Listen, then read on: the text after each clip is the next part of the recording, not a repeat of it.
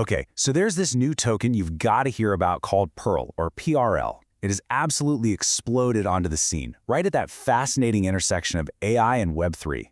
And it's like a two-sided coin. On one side, you have this truly revolutionary idea, but on the other, a story that's just full of controversy.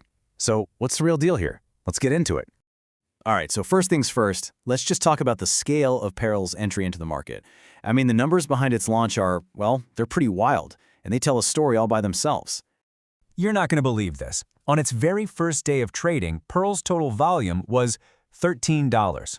I'm not kidding, 13. Now, fast forward just 1 week, that number jumped to over $151 million. That isn't just growth, you know? That's a full-blown speculative wildfire. So how in the world did that happen? Well, take a look at the timeline. The token launches around 3.5 cents. A few days later, it has its TGE, that's the official creation event, and gets listed on some exchanges. And then, here's the kicker. A single announcement from Coinbase. Not even a full listing, just adding PRL to its roadmap, and that's all it took. The price just went vertical. Okay, so what's all this hype really about? Beyond the insane price charts, what is Perle actually trying to build? Well, as it turns out, they're tackling a massive problem for the entire AI industry. At its core, Perle is building something they call a sovereign intelligence layer. Now, I know that sounds super complicated, but the idea behind it is actually pretty simple and powerful. Think of it like a decentralized marketplace that connects businesses that desperately need clean, high-quality AI data directly with the human experts who can provide and verify it. And this right here shows you exactly why that's so important. Right now, the internet is just flooded with AI-generated junk data. And for big, high-stakes industries, you can't risk building your models on that stuff. You have no idea who labeled it or where it came from. In fact, an analyst I follow said his friend, a startup founder, called this data problem a bigger crisis than the lack of GPUs. Think about that. So here's how they plan to solve it, and it's pretty slick.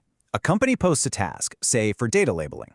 The network matches that task to a verified human expert. The expert does the work, but here's the crucial part.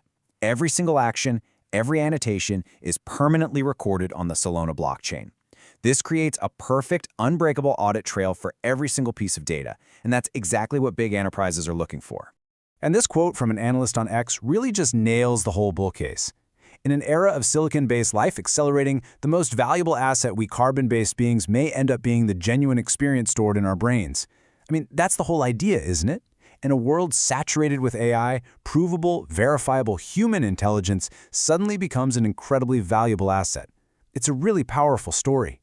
But, and this is a huge but, the story takes a very sharp turn here. Because when you stop reading the white paper and you start looking at what's actually happening on the blockchain, a completely different picture starts to form. You see, the whole project is built on this idea of decentralization and trust.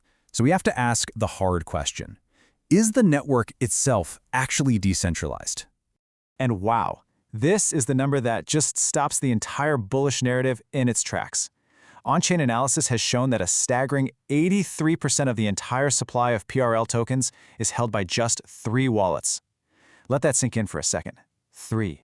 So this creates a massive fundamental contradiction. You have the promise of this decentralized, community-powered network on one side, and then you have the on-chain reality of extreme centralization on the other. You can't have it both ways. These two things can't be true at the same time. And what's adding fuel to this fire is the whole controversy around their airdrop. You know, that's supposed to be a free token distribution to build a community. Well, on-chain analysts like Morsi here pointed out a huge gap between the 7% of supply they promised the community and the less than 0.25% that was actually delivered. It does not look good. So you're the market, right? And you're looking at these two completely opposite narratives. How are you supposed to process all this? Well, the answer seems to be with a whole lot of confusion and an incredible amount of volatility. It really is a tug of war. On the bullish side, pulling one way, you've got a project solving a real problem, $17.5 million in financing, and listings on major exchanges. But pulling just as hard the other way are these massive bearish signals, that insane centralization, the airdrop problems, and the potential for future token unlocks to dump on the market. And all of this conflict, you see it reflected perfectly in the price. In one single 24-hour period, the token saw swings of over 71%. For traders, that is both a dream and an absolute nightmare. And for the everyday trader, this isn't just a number on a screen. This kind of environment, driven by news and hype, is the perfect breeding ground for what they call market maker traps.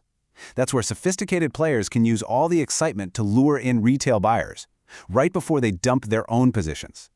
So, all of this brings us to the most critical question of all. Where does Perle actually go from here? Can the powerful idea, the long-term utility, actually overcome these very real short-term risks? Now, if you look at their official token plan, their tokenomics, the long-term vision is still clear. The single biggest chunk, 37.5%, is supposed to go to the community.